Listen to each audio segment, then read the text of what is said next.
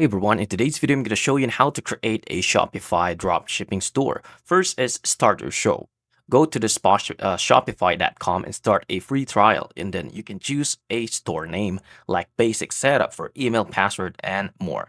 Now you can design your store. You can choose a free theme like Dawn from the Shopify theme store and customize pages like home, products, about, and contacts. You can add your logo and brand colors and also the payment and shipping settings.